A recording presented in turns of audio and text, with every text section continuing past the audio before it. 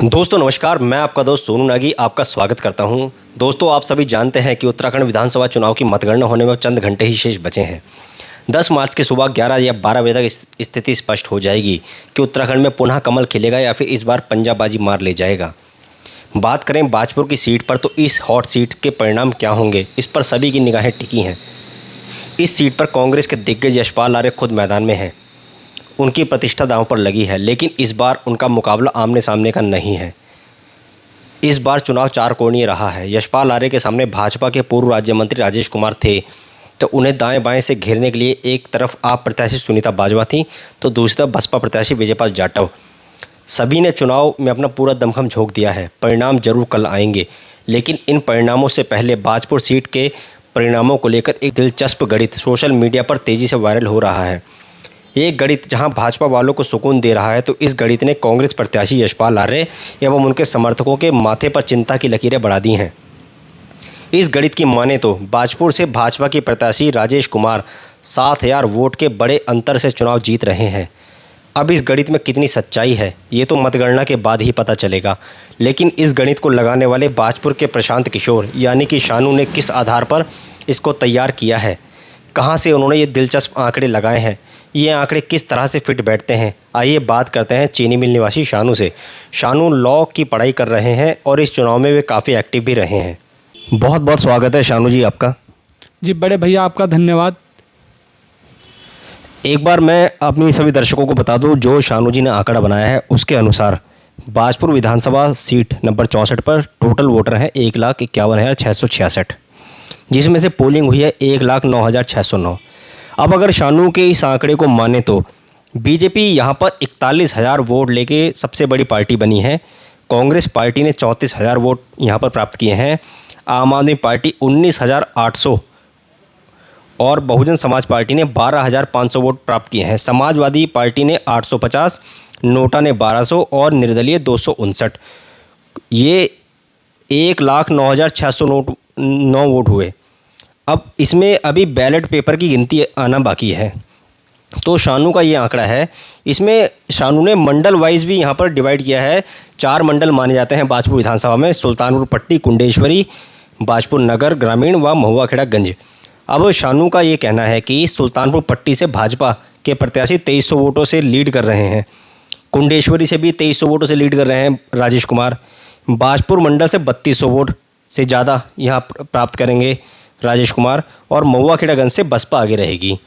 तो कुल मिला के शानू का ये पूरा आंकड़ा है। राजेश कुमार लगभग 7,000 प्लस वोटों से जीतेंगे। आइए शानू से बात करते हैं, शानू ने किन आधार पर ये आंकड़ा तैयार किया है। शानू जी, आपने ये जो गणित बनाई है, अब दर्शकों को बताएं, ये मतलब इसका आधार क्या है, इसमें कितनी सच्चाई है।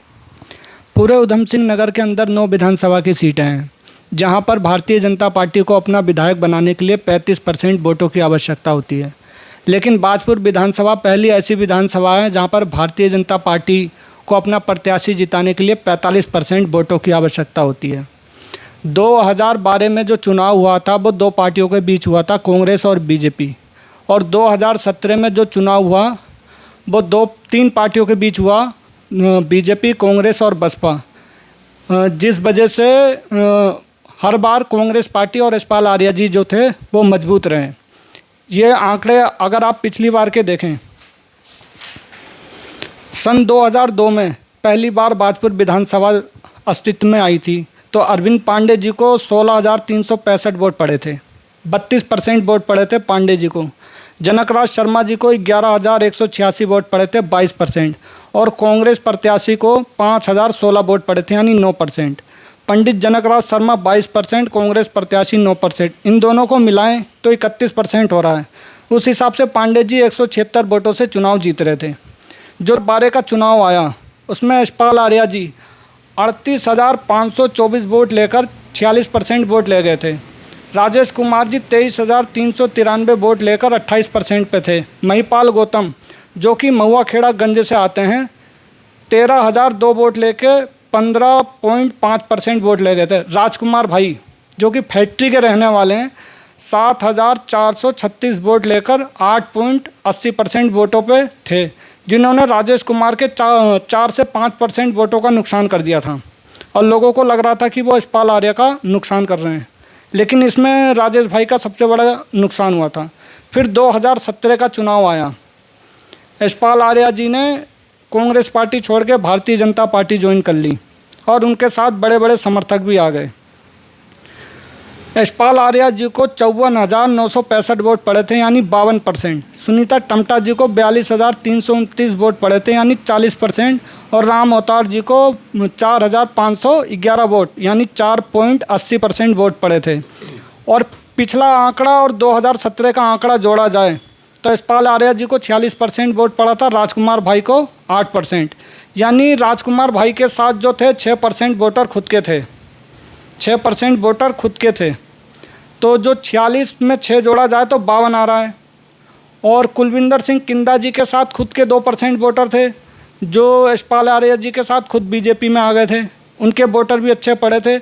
और विजय पाल जाटव जो थे वो खुद भी चुनाव लड़वा रहे थे यशपाल आर्या जी को, जिसके वजह से यशपाल आर्या जी 52% वोट पर पहुंच गए थे। और ये 2017 की गणित है और ये 2012 की गणित है। अब हम आ जाएंगे 2022 के जो चुनाव है उस पर। यहाँ पर एक अखबार में दिया गया था कुल मतदाता 1,50,756 है। और इस पर जो जातीय समीकरण है, ठाकुर वोटर 5%, 7,537, ब्राह्मण वोटर 8%, 12,061 वोट। और अनुसूचित जाति के 23% वोटर 34,665, पंजाबी वोटर जो हैं 22,620, मुस्लिम वोटर 20% 32,000, अनुसूचित जनजाति के जो वोटर हैं 9% हैं, लगभग 13,500। और ओबीसी प्रत्याशी, ओबीसी जो मतदाता हैं वो 12,000 कुछ हैं। और जो बनिया समाज के वोटर हैं वो 9,046 वोटर हैं और अन्य हैं 9,046। इस लिहाजे से देखा जाए तो जो पोलिंग हुई है, जब हम चुनाव लड़ रहे थे उससे पहले हमने जो आंकड़े निकाले थे, 32,000 मुस्लिम वोटर थे। हमने 28,000 का अनुमान लगाया था और 27,500 मुस्लिम वोटों की पोलिंग हुई है। और जो पंजाबी समाज है उसके 22,000 वोटर हैं, लेकिन जो इनकी पोलिंग हुई है वो 17,500 की हुई है, क्योंकि इनके अधिकांश वोटर जो हैं वो विदेशों में हैं और बाजपुर से बाहर हैं। और हिंदू वोटर की जो पोलिंग हुई है वो लगभग 65,000 हुई है। तो हम 80% वोटों का टारगेट लेके चल रहे थे, क्योंकि अगर ओबीसी वोटों का ध्रुवीकरण नहीं होता तब भी हम चुनाव जीत जाते 80% पे। अब हम आते हैं चुनाव पे। बाजपुर विधानसभा 64, टोटल जो वोटर है 1,51,666 है। नहीं शानू जी, मैं आपको माफ़ी चाहता हूँ, रोकूंगा। ये मैंने अभी दर्शकों को सब बता दिया है।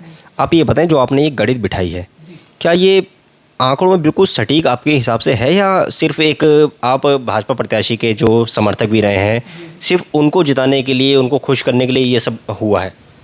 नहीं, ऐसा कुछ नहीं है। पिछले 3 महीने से बाजपुर विधानसभा को लेके मैं काफ़ी एक्टिव हूँ। मैंने हर जगह पर अपनी नज़र जमा के रखी हुई थी।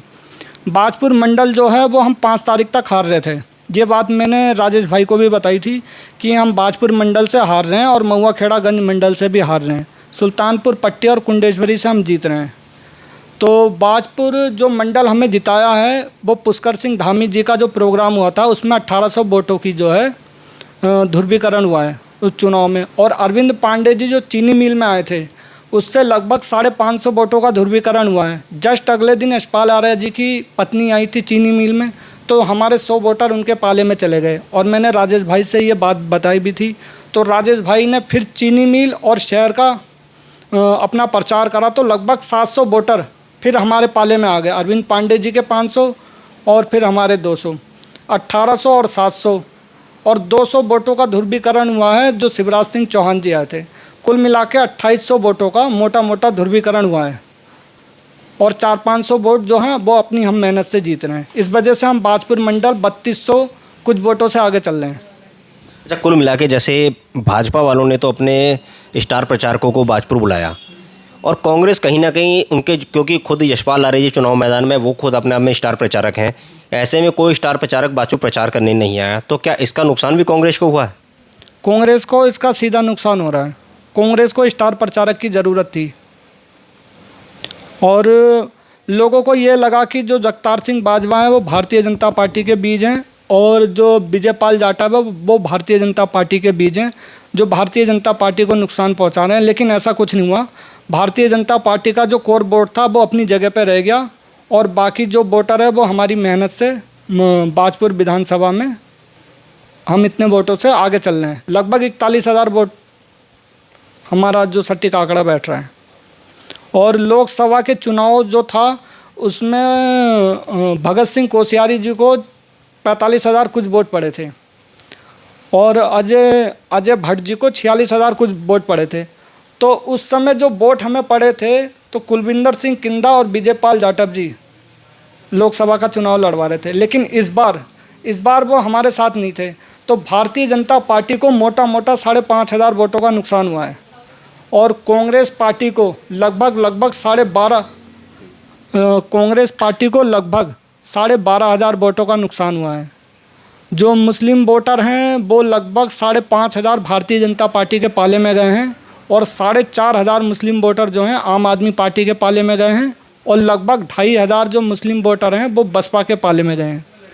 यानी जो कांग्रेस पार्टी के कोर वोटर थे वो बढ़ गए। इस वजह से ये सीट निकल ली है। ये आपने आंकड़ा जो बताया है तमाम आपने जानकारी इसमें एकजुट की है और अब देखना ये है कि कल मतगणना होनी है। आपके आंकड़े कितने सटीक बैठेंगे ये तो कल ही पता चल पाएगा। लेकिन ये जो आपने इसमें मैं देख रहा हूँ आपने सीधे सीधे भारतीय जनता पार्टी को 7800 वोटों से चुनाव जिता दिया है। तो आप खुशी आज ही मना रहे हैं क्या? नहीं, जिस दिन हमने वोट दिया था उसी दिन हमें आइडिया लग गया था कि हम इतने वोट से आगे चल रहे हैं। क्योंकि जो हमने तैयारी करी थी वो टॉपर स्टूडेंट की तरह करी थी। जब टॉपर स्टूडेंट किसी भी चीज़ की तैयारी करते हैं उनके हाथ में जब भी पेपर आता है तो वो पेपर देख के बता देते हैं कितने नंबर आ रहे हैं। अगर हम इसमें फेल हो रहे होते तो मैं ये भी बता देता कि हम 3,500 वोटों से हार रहे हैं और 7,000 वोटों से जीत सकते हैं। लेकिन ऐसा कुछ नहीं है, हम चुनाव जीत रहे हैं। चलिए, ये थे हमारे साथ शानू जिन्होंने पूरा गणित तैयार किया है। अब ये देखना तो दिलचस्प है कि कल क्या होता है, इनके गणित में कितनी सच्चाई है, ये तो आने वाला कल ही बताएगा। मैं बाजपुर से सोनू नागी।